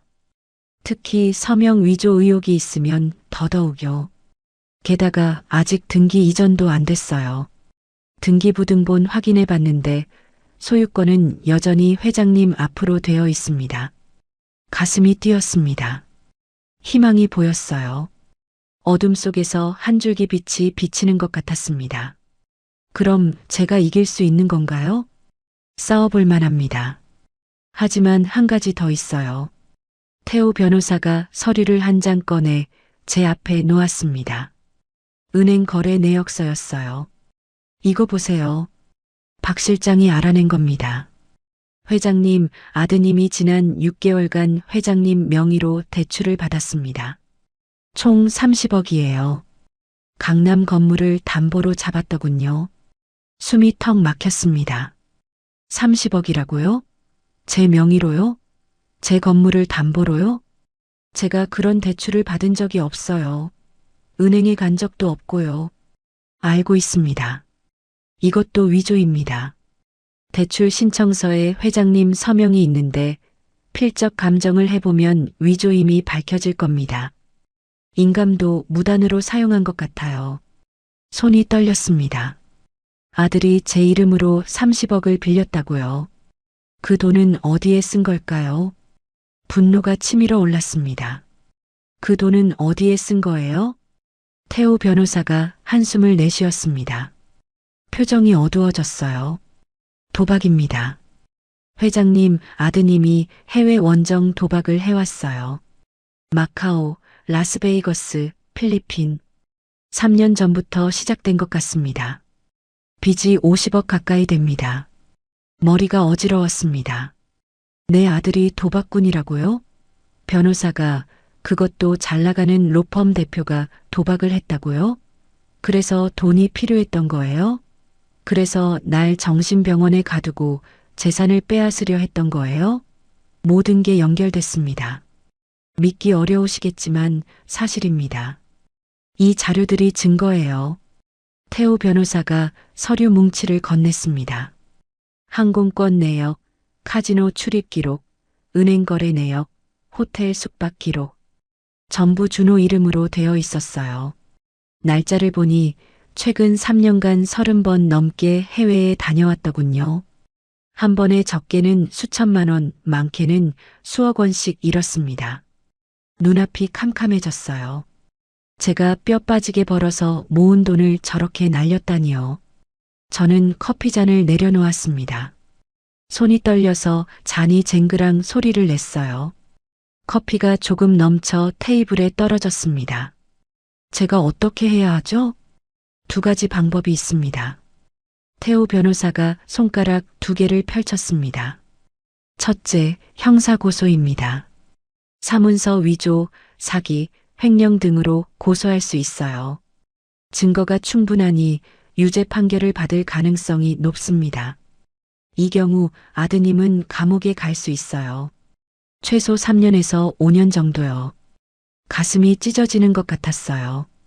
내 아들을 감옥에 보내야 한다고요? 3년에서 5년이라고요? 아무리 못된 짓을 했어도 내가 낳은 자식인데요. 둘째, 민사소송입니다. 증여계약 무효 확인 소송과 대출금 반환 소송을 동시에 진행하는 거죠. 이 경우 형사처벌은 피할 수 있지만 시간이 오래 걸립니다. 1년에서 2년 정도 걸릴 수 있어요. 그 사이에 저쪽에서 재산을 빼돌릴 위험도 있고요. 저는 한참을 침묵했습니다. 머릿속이 복잡했어요. 시계 소리가 똑딱똑딱 들렸습니다. 창밖으로 새가 지저귀는 소리도 들렸어요. 하지만 제 귀에는 아무것도 들어오지 않았습니다. 아들을 감옥에 보내고 싶지는 않았어요. 아무리 못된 짓을 했어도 제가 낳은 자식이니까요. 밤새 젖먹이고 아플 때 밤새 간호하고 학교 보내고 키운 아들이잖아요. 하지만 그냥 넘어갈 수도 없었습니다. 제 인생을 송두리째 빼앗으려 했으니까요. 시간을 좀 주세요. 생각해 볼게요. 태우 변호사가 고개를 끄덕였습니다. 물론이죠. 하지만 너무 오래 끌면 안 됩니다. 저쪽에서 먼저 움직일 수 있어요. 회장님을 치매 환자로 만들려는 계획 아직 포기 안 했을 겁니다. 어제 파티장에서 그렇게 말했다면서요? 치매 초기 증상이 있다고요. 그 말을 들은 하객이 수십 명입니다. 증인이 생긴 거예요. 맞는 말이었습니다. 준호와 미라가 가만히 있을 리 없었어요. 저쪽도 지금 어떻게든 방법을 찾고 있을 겁니다. 시간이 없었어요. 저는 일어섰습니다. 감사합니다. 김 변호사님. 빠른 시일 내에 결정하겠습니다. 악수를 나누고 빌라를 나왔습니다. 햇빛이 눈부셨어요. 하지만 마음은 무거웠습니다. 차에 올라타니 한숨이 절로 나왔어요. 온몸에서 힘이 빠지는 것 같았습니다. 박 실장이 조심스럽게 물었어요. 회장님, 어떻게 하시겠습니까? 창밖을 바라봤습니다. 서울의 하늘이 잿빛이었어요. 제 마음처럼요. 구름이 낮게 깔려 있었습니다. 아직 모르겠어요. 생각할 시간이 필요해요. 박 실장이 고개를 끄덕였습니다. 더 이상 묻지 않았어요. 제 마음을 아는 모양이었습니다. 차가 출발했습니다. 집으로 돌아가는 길, 저는 조용히 눈을 감았습니다. 아들의 어린 시절이 떠올랐어요. 5살 때 엄마 손잡고 유치원 가던 모습, 8살 때 초등학교 입학식 날 환하게 웃던 모습, 10살 때 어버이날에 카네이션 접어오던 모습. 그 아이가 어쩌다 이렇게 됐을까요? 도박에 빠져서 어머니 재산을 빼앗으려 하다니요. 눈가가 뜨거워졌지만 울지 않았습니다. 지금은 울 때가 아니었어요. 결정을 내려야 할 때였습니다. 아들을 살릴 것인가 아니면 벌을 줄 것인가. 그 무거운 선택이 제 어깨를 짓눌렀습니다. 쉽지 않은 싸움이 될 거예요. 하지만 피할 수 없었습니다. 끝까지 가야 했어요. 반드시요. 태우 변호사를 만나고 이틀이 지났습니다. 저는 아직 결정을 내리지 못하고 있었어요. 아들을 고소할 것인가 말 것인가. 매일 밤 잠을 설쳤습니다. 천장만 바라보며 생각에 잠겼어요. 아들 어릴 적 모습이 자꾸 떠올랐습니다. 그러면 마음이 약해졌어요. 그날도 평소처럼 아침을 먹고 있었습니다. 된장찌개에 밥 한 공기. 혼자 먹는 밥상은 늘 쓸쓸했어요. 김치 집어먹다가 문득 준호 생각이 났습니다. 이 녀석이 어릴 때 김치 못 먹어서 얼마나 혼냈는지. 그때 현관 초인종이 울렸습니다. 9시가 조금 넘은 시각이었어요. 박 실장이 오기엔 이른 시간이었습니다. 누굴까 싶었어요. 초인종이 또 울렸어요. 급하게 누르는 것 같았습니다. 딩동딩동 연달아 울렸어요. 숟가락을 내려놓고 현관으로 갔습니다. 인터폰 화면을 봤어요. 흰 옷을 입은 남자 2명이 서 있었습니다. 간호사복 같았어요. 뒤에는 경찰 제복을 입은 사람도 보였습니다. 가슴이 철렁했어요. 이상했습니다. 왜 경찰이 왔을까요? 문을 열자 흰 옷의 남자가 먼저 입을 열었어요. 장옥분 씨 맞으시죠? 네, 그런데요. 저희는 서울중앙병원 응급이송팀입니다. 보호자 신고가 들어와서 왔습니다. 심장이 철렁 내려앉았습니다. 보호자 신고라고요? 그 순간 뒤에서 익숙한 목소리가 들렸어요. 어머님, 죄송해요. 어쩔 수가 없었어요. 미라였습니다. 검은 코트를 입고 선글라스를 쓴 채 복도에 서 있었어요. 붉은 립스틱이 입술에 선명했습니다. 옆에는 준호도 있었어요. 아들의 얼굴은 굳어 있었습니다. 저와 눈을 마주치지 않았어요. 고개를 옆으로 돌리고 있었습니다. 이게 무슨 짓이야? 소리를 질렀습니다. 하지만 흰 옷의 남자들이 제 팔을 잡았어요. 힘이 셌습니다. 뿌리치려 해도 꿈쩍도 안 했어요. 어머님, 치매 증상이 심해지셨잖아요.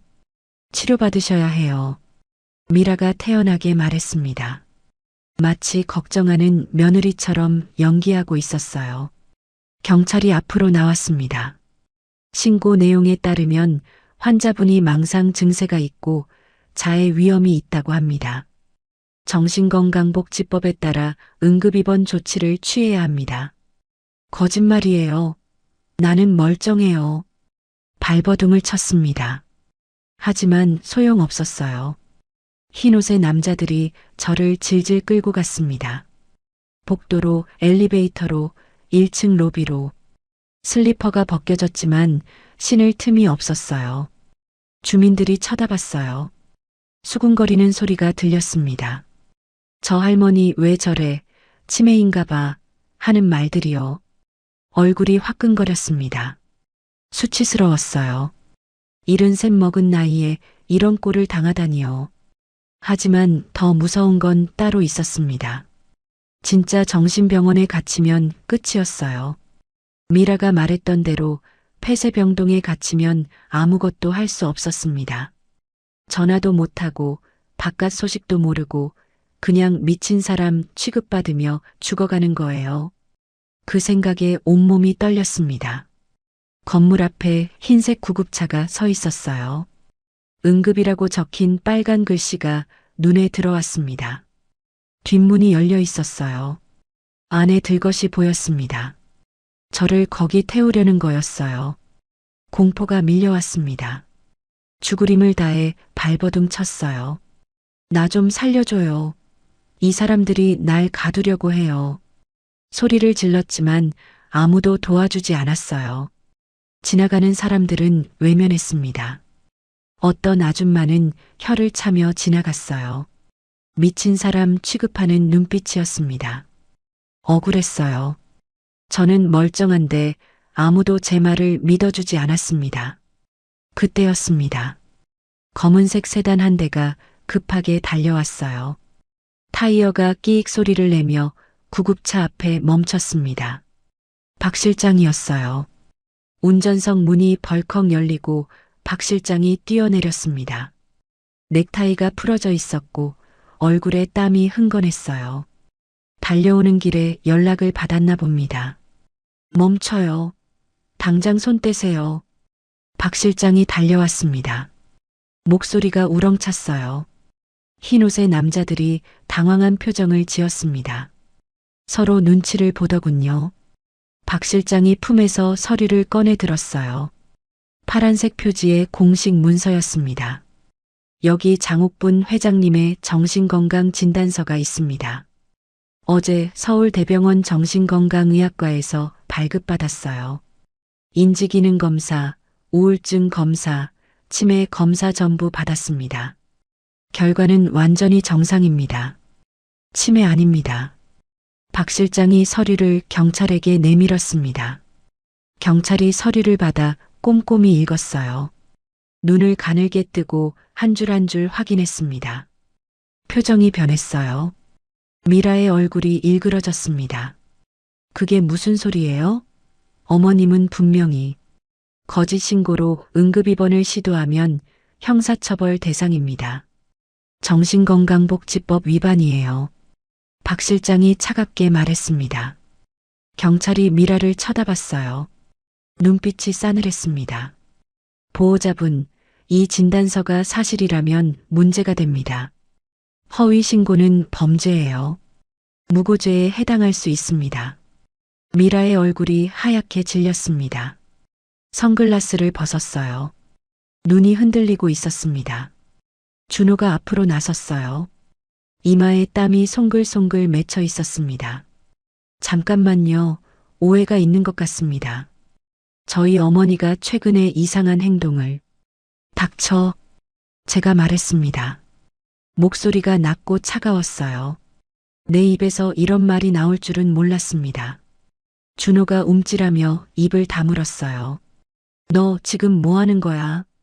친어머니를 정신병원에 가두려고? 준호의 눈이 흔들렸습니다. 하지만 이내 굳어졌어요. 어머니가 먼저 저희를 공격하셨잖아요. 개업식에서 그 난리를 치시고. 난리? 내가 난리를 쳤다고? 목소리가 높아졌습니다. 분노가 치밀어 올랐어요. 내가 내 이름으로 서류를 위조하고 30억을 대출받고 도박으로 다 날렸잖아. 그걸 숨기려고 나를 미친 사람으로 만들려는 거잖아. 내가 바보인 줄 알았어? 주변이 조용해졌습니다. 경찰도 구급대원도 지나가던 사람들도 모두 우리를 쳐다봤어요. 10여 명이 모여 구경하고 있었습니다. 누군가 휴대폰을 들고 찍는 것 같았어요. 준호의 얼굴이 불그락푸르락해졌습니다. 창피한 모양이었어요. 무슨 헛소리예요? 증거라도 있어요? 있어. 박 실장이 다시 서류를 꺼냈습니다. 카지노 출입 기록, 항공권 내역, 대출 서류 사본이었어요. 강준호 씨, 지난 3년간 마카오와 라스베이거스에 34번 다녀오셨죠? 카지노에서 잃은 돈이 대략 48억입니다. 기록이 다 있어요. 준호의 얼굴에서 핏기가 싹 빠졌습니다. 입술이 파르르 떨렸어요. 미라가 남편 팔을 붙잡았습니다. 손톱이 옷에 파고들 정도로 세게요. 둘 다 얼어붙은 표정이었습니다. 주변에 모인 사람들이 수군거리기 시작했어요. 어떻게 그걸 김태호 변호사님이 알아냈습니다. 전 대법관 후보 출신이시죠. 법조계 인맥이 넓으세요. 숨기려 해도 다 나옵니다. 박 실장이 차갑게 말했습니다. 저는 천천히 준호에게 다가갔어요. 아들의 눈을 똑바로 쳐다봤습니다. 준호야, 마지막으로 기회를 줄게. 지금이라도 잘못을 인정하고 용서를 빌어라. 무릎 꿇고 사과해.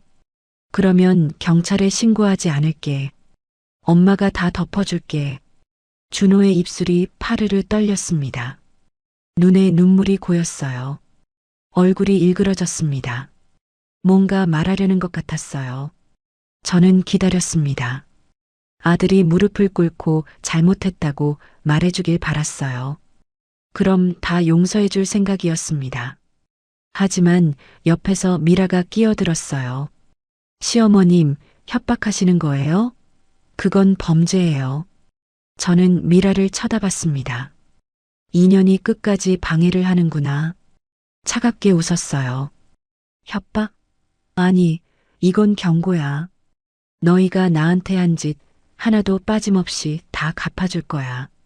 창고에 날 가둔 것, 치매 환자로 만들려 한 것, 오늘 이 집까지. 전부 다. 목소리가 낮고 단단했습니다. 미라의 얼굴이 굳어졌어요. 더 이상 대꾸하지 못했습니다. 돌아서서 박 실장의 차로 걸어갔습니다. 다리가 후들거렸어요. 아까 끌려다니느라 온몸이 쑤셨습니다. 차에 올라타기 전에 한 번 뒤를 돌아봤어요. 준호가 멍하니 서 있었습니다. 손을 축 늘어뜨린 채로요. 그 순간 아들의 눈에서 눈물이 흘러내렸어요. 뺨을 타고 주르륵 흘렀습니다. 진짜 눈물인지 또 다른 연기인지 알 수 없었습니다. 이제는 아들의 눈물도 믿을 수 없게 됐어요. 차가 출발했습니다. 창밖으로 아들의 모습이 점점 작아져 갔어요. 준호가 그 자리에 멍하니 서 있었습니다. 어깨가 축 처져 있었어요. 미라가 뭐라고 소리를 지르는 게 보였지만 들리지 않았습니다. 가슴이 아팠어요. 찢어지는 것 같았습니다. 하지만 결정은 내려졌어요. 박 실장, 김 변호사님한테 연락해요.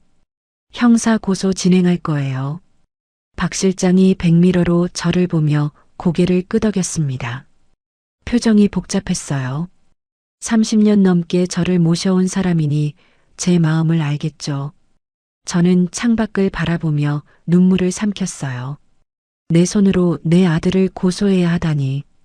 세상에 이보다 더한 비극이 어디 있을까요? 내가 낳고 젖 먹이고 밤새 안아주고 뼈 빠지게 돈 벌어 키운 아들을요. 하지만 어쩔 수 없었습니다. 오늘 있었던 일로 확실해졌어요. 준호는 이미 돌이킬 수 없는 선을 넘었습니다. 친어머니를 정신병원에 가두려 하다니요. 더 이상 봐줄 수 없었어요. 이건 아들을 위한 거이기도 했습니다. 이대로 두면 준호는 더 나락으로 떨어질 테니까요. 엄마로서 해야 할 마지막 일이었습니다. 그래도 해야 했어요. 반드시요. 꼭이요. 반드시. 형사 고소를 한 지 2달이 지났습니다. 그 사이 많은 일이 있었어요. 준호와 미라는 변호사 자격이 정지됐습니다. 사문서 위조와 사기 혐의로 기소됐거든요. 로펌 문은 닫혔고 화려했던 간판도 내려졌어요. 뉴스에서 연일 보도가 나왔습니다. 유명 변호사 부부의 몰락이라고요. 오늘은 첫 번째 재판이 열리는 날이었습니다. 서울중앙지방법원 417호 법정. 저는 아침 5시에 눈이 떠졌어요. 잠을 설쳤습니다. 일어나서 세수를 하고 거울을 봤어요. 눈이 충혈되어 있었습니다. 검은색 정장을 입고 진주 목걸이를 걸었어요. 개업식 날 입었던 그 옷입니다. 그날의 굴욕을 잊지 않기 위해서였어요. 법원에 도착하니 기자들이 몰려 있었어요. 한 50명쯤 됐을 겁니다. 유명 로펌 대표가 친어머니를 상대로 사기를 쳤다는 뉴스가 크게 보도됐거든요. 카메라 플래시가 터졌습니다. 눈이 부셨어요. 기자들이 마이크를 들이밀며 질문을 쏟아냈습니다. 저는 고개를 숙이지 않았어요. 등을 곧게 펴고 당당하게 법원 안으로 들어갔습니다. 떨리는 다리를 들키고 싶지 않았거든요. 법정 문을 열고 들어섰습니다. 나무 냄새와 종이 냄새가 섞여 있었어요. 방청석에 사람들이 빼곡히 앉아 있었습니다.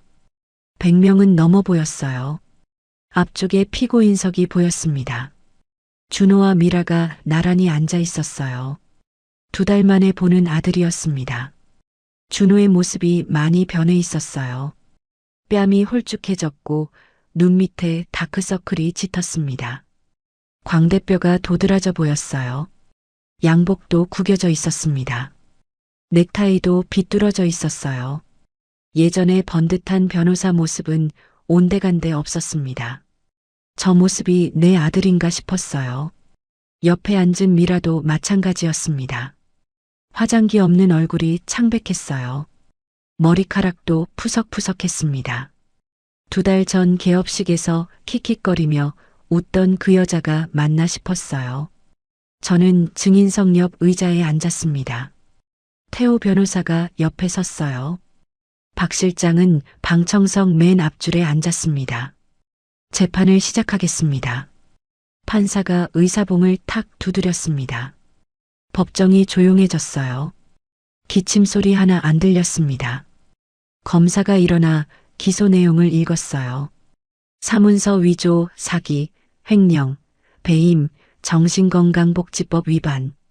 죄목이 줄줄이 이어졌습니다. 검사가 읽는 동안 2분쯤 걸렸어요.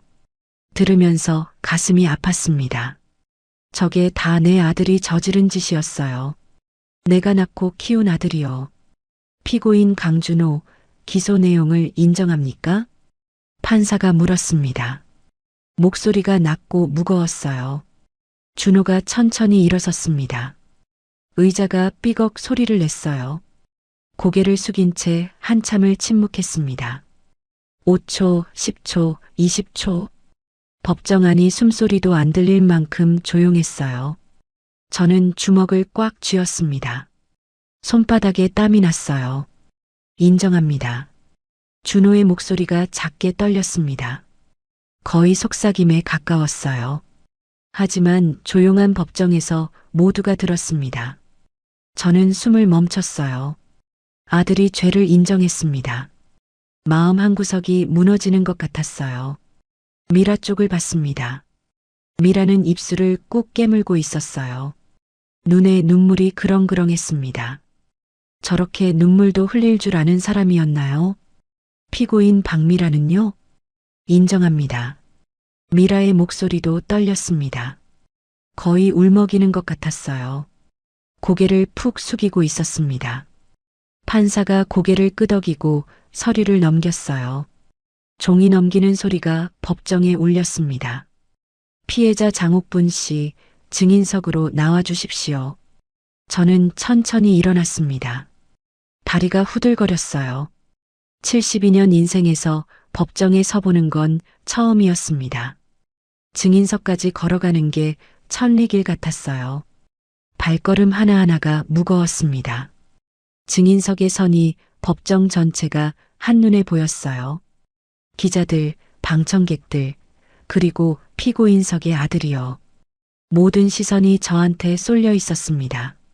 심장이 쿵쿵 뛰었어요.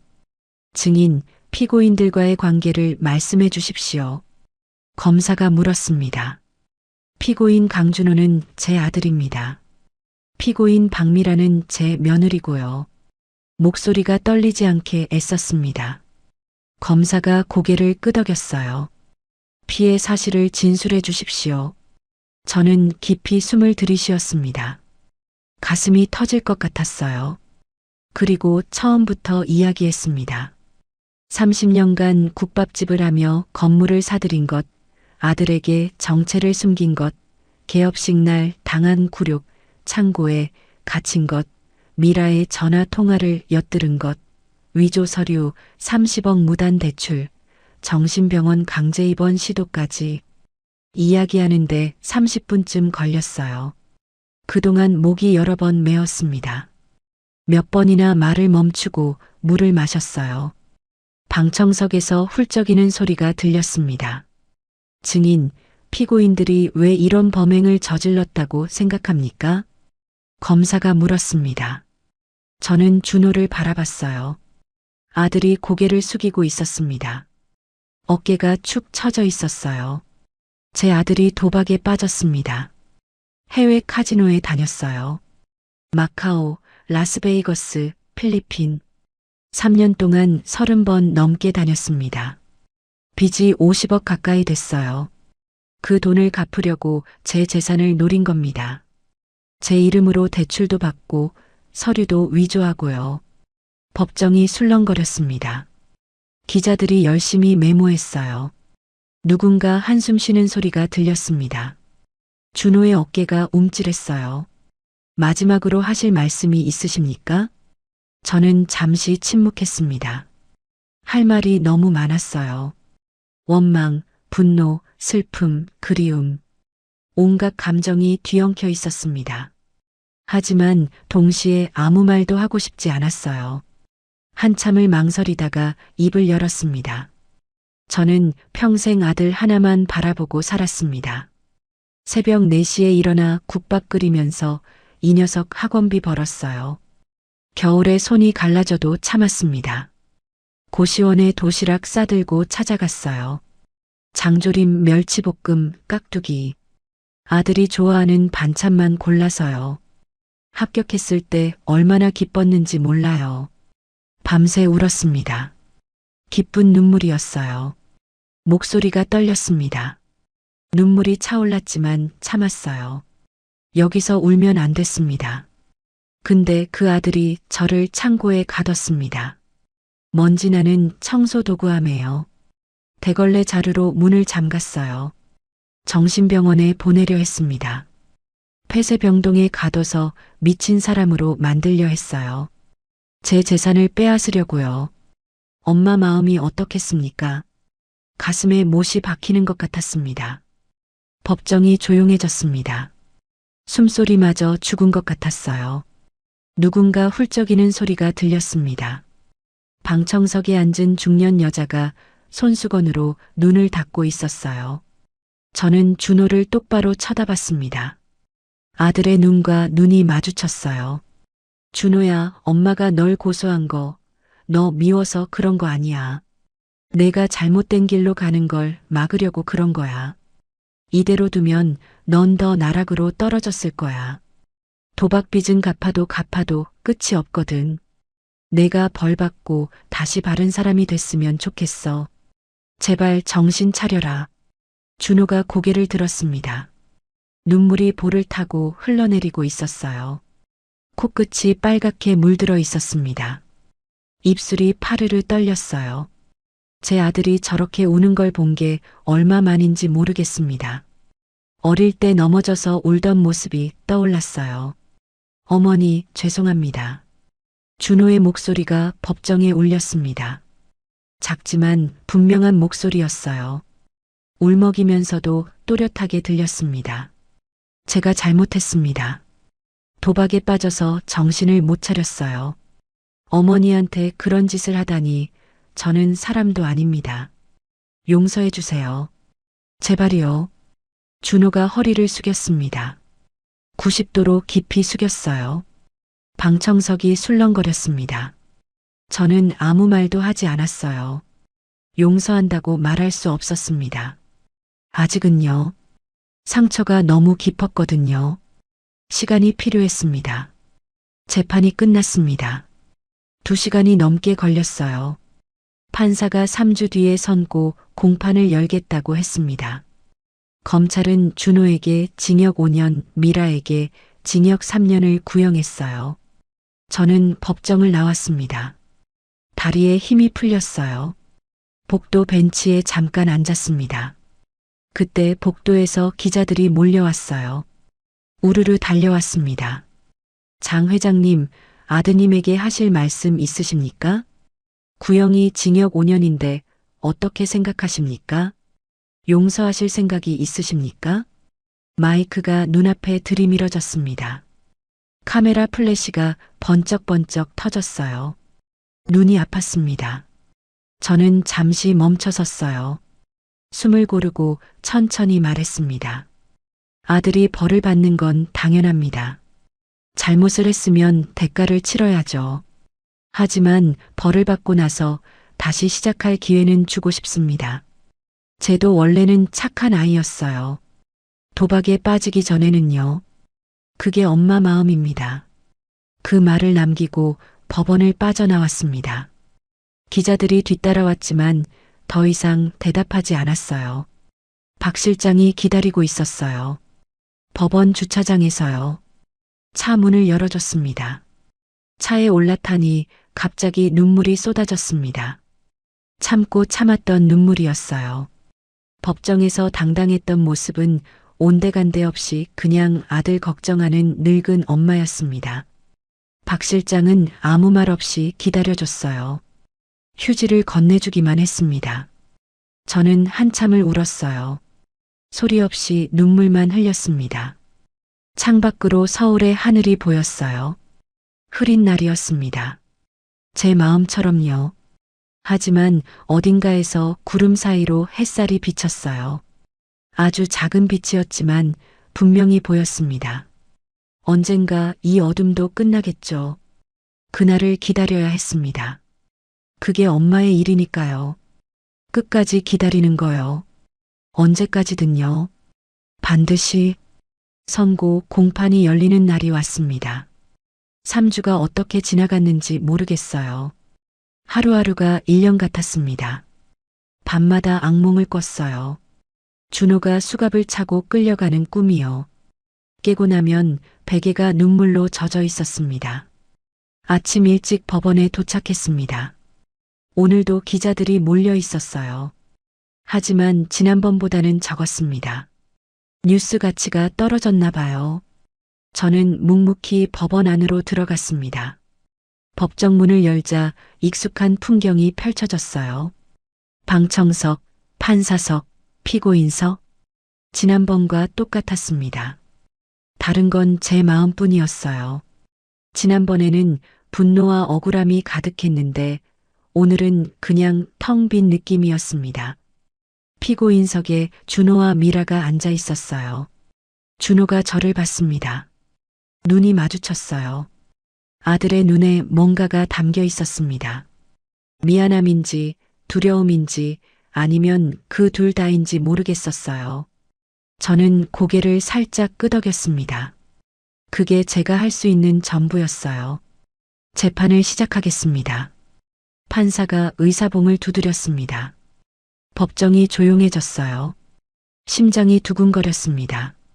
이제 곧 선고가 내려집니다. 제 아들의 운명이 결정되는 순간이었어요. 피고인 강준호, 피고인 박미라, 일어서십시오. 준호와 미라가 천천히 일어섰습니다. 둘 다 고개를 숙이고 있었어요. 준호의 어깨가 미세하게 떨리는 게 보였습니다. 판사가 서류를 들어 읽기 시작했어요. 범행 경위, 피해 규모, 피고인들의 반성 정도. 길게 설명했습니다. 10분쯤 걸렸어요. 저는 한마디도 놓치지 않으려고 귀를 기울였습니다. 손에 땀이 났어요. 심장 소리가 귀에 들릴 정도였습니다. 피고인들이 범행을 인정하고 깊이 반성하는 점, 피해자인 어머니가 선처를 탄원한 점을 참작하여 저는 깜짝 놀랐습니다. 선처 탄원이라고요? 제가 언제 그런 걸 했죠? 태호 변호사 쪽을 봤어요. 태호 변호사가 살짝 고개를 끄덕였습니다. 아, 제가 법정에서 했던 말들이 탄원으로 받아들여진 모양이었어요. 아들이 벌을 받고 다시 바른 사람이 됐으면 좋겠다던 그 말이요.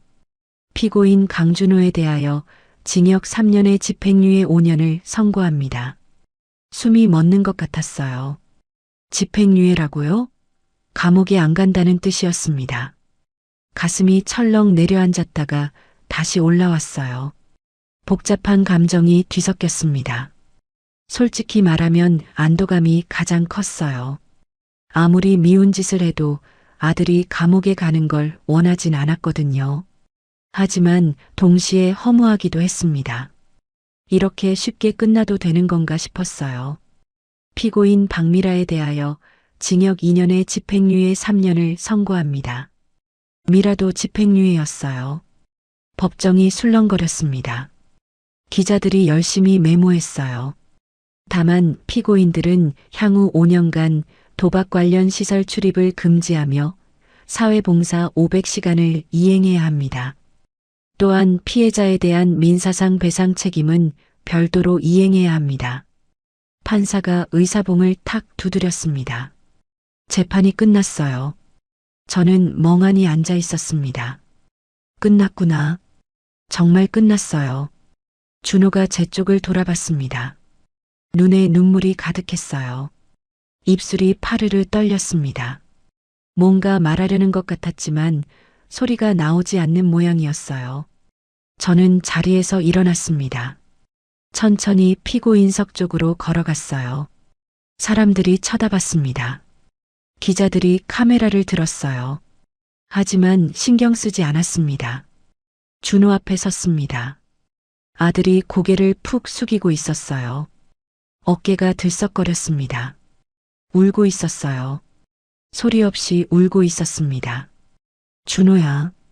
제가 불렀습니다. 준호가 천천히 고개를 들었어요. 눈물 범벅인 얼굴이었습니다. 코끝이 빨갛게 물들어 있었어요. 어릴 때 혼나고 울던 모습이랑 똑같았습니다. 어머니, 죄송합니다. 정말 죄송합니다. 준호의 목소리가 떨렸어요. 울먹이면서 말했습니다. 제가 미쳤었어요. 도박에 빠져서 정신을 못 차렸어요.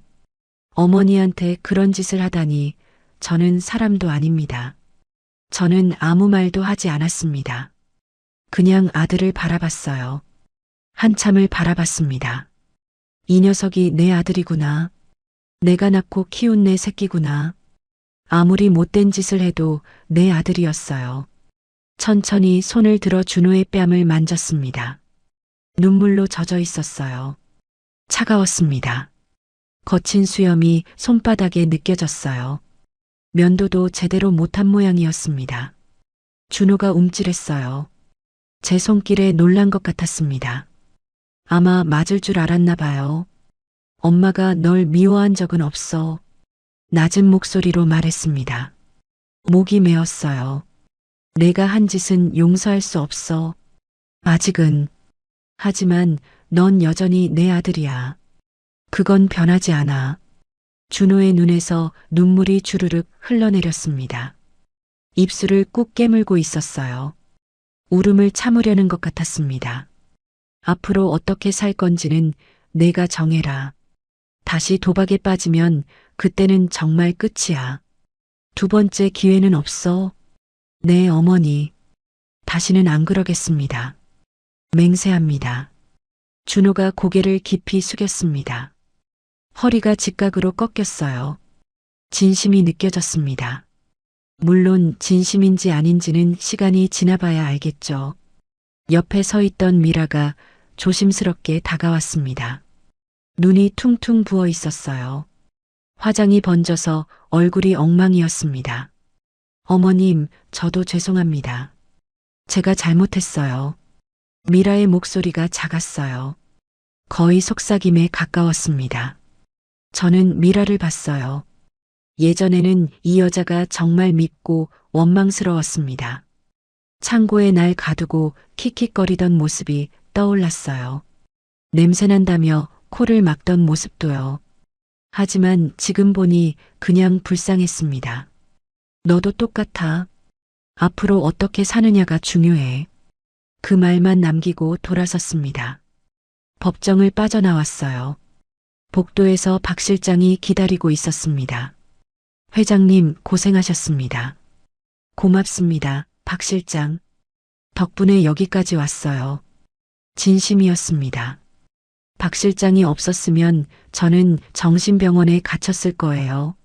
모든 걸 빼앗기고 미친 사람 취급받으며 죽었을 겁니다. 법원 밖으로 나왔습니다. 햇빛이 눈부셨어요. 오랜만에 보는 맑은 하늘이었습니다. 구름 한 점 없이 파랬어요. 바람이 살랑살랑 불었습니다. 차갑지 않고 따뜻한 바람이었어요. 박 실장, 오늘 시간 있어요? 네, 회장님. 무슨 일이십니까? 국밥집에 가고 싶어요. 예전에 제가 하던 그 가게요. 박 실장이 고개를 끄덕였습니다. 차가 법원을 빠져나와 강남 쪽으로 향했어요. 창밖으로 서울 풍경이 흘러갔습니다. 익숙한 거리, 익숙한 건물들. 그런데 뭔가 달라 보였어요. 더 밝아 보였습니다. 국밥집 앞에 도착했습니다. 30년 넘게 운영했던 가게예요. 지금은 다른 사람한테 넘겼지만 간판은 그대로였습니다. 옥분인의 국밥. 손때 묻은 간판이 햇빛에 반짝였어요. 빨간 글씨가 조금 바랬지만 여전히 정겨웠습니다. 가게 안으로 들어갔습니다. 김치 냄새, 된장 냄새, 고기 끓는 냄새. 익숙한 냄새들이 코를 찔렀어요. 새 주인이 반갑게 맞아줬습니다. 예전에 제 밑에서 8년 넘게 일하던 아가씨였어요. 지금은 40이 넘은 아줌마가 됐지만요. 어머, 사장님. 오랜만이에요. 그래, 잘 지냈어? 국밥 한 그릇을 시켰습니다. 뜨끈한 국물이 나왔어요. 김이 모락모락 올라왔습니다. 한 숟갈 떠서 입에 넣었어요. 예전에 제가 끓이던 맛 그대로였습니다. 진하고 구수한 맛이요. 눈물이 핑 돌았어요. 30년 전 처음 이 가게를 열었을 때가 떠올랐어요. 남편 없이 혼자서 아이 키우며 새벽부터 국밥 끓이던 날들. 4시에 일어나서 사골 우리고 고기 삶고 김치 담그고 손이 갈라지고 허리가 아파도 쉴 수 없었습니다. 준호가 아플 때는 업고 와서 구석에 재워놓고 일했어요. 오로지 아들 하나 잘 키우겠다는 생각뿐이었습니다. 그렇게 번 돈으로 건물을 사고 회사를 키우고 여기까지 왔습니다. 그 과정에서 아들에게 정체를 숨긴 건 실수였을지도 몰라요. 처음부터 솔직했으면 일이 이렇게까지 안 됐을 수도 있었겠죠. 하지만 후회해봤자 소용없었습니다. 중요한 건 앞으로였어요. 준호가 진짜 변할 수 있을지, 다시 가족이 될 수 있을지, 그건 시간이 지나봐야 알 일이었습니다. 국밥을 다 먹고 가게를 나왔습니다. 햇빛이 따뜻했어요. 봄이 오고 있었습니다. 차가웠던 겨울이 끝나고 새로운 계절이 시작되고 있었어요. 박 실장, 집으로 가요. 차에 올라탔습니다. 창밖으로 봄꽃이 피기 시작한 가로수가 보였어요. 분홍빛 꽃망울이 가지마다 맺혀 있었습니다. 곧 활짝 피겠죠.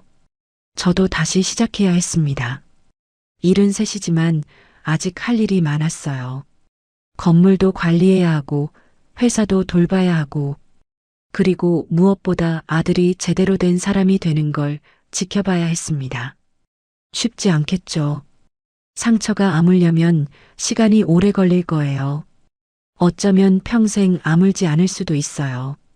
하지만 괜찮았습니다. 엄마니까요. 엄마는 끝까지 기다리는 거예요. 그게 엄마가 할 일이니까요. 창밖으로 서울의 하늘이 넓게 펼쳐졌습니다. 파란 하늘에 흰 구름이 둥실 떠 있었어요. 아름다웠습니다. 오랜만에 마음이 편했어요. 몇 달 만에 처음으로 무거운 짐을 내려놓은 기분이었습니다. 이야기가 여기서 끝난 건 아닙니다. 아직 갈 길이 멀어요. 준호가 정말 변할지, 우리 가족이 다시 예전처럼 될 수 있을지, 그건 아무도 몰라요. 하지만 적어도 새로운 시작을 할 수 있게 됐습니다. 그걸로 충분했어요. 지금은요. 앞으로가 중요했습니다. 내일이 중요했어요. 그리고 모레도요. 오늘의 사연 어떠셨나요? 사연이 마음에 닿았다면 더 좋은 사연으로 찾아뵐 수 있도록 구독과 좋아요를 눌러주세요. 그리고 사연의 주인공을 위한 따뜻한 말씀도 댓글로 부탁드립니다. 여러분의 오늘을 응원합니다. 인생 소풍이었습니다.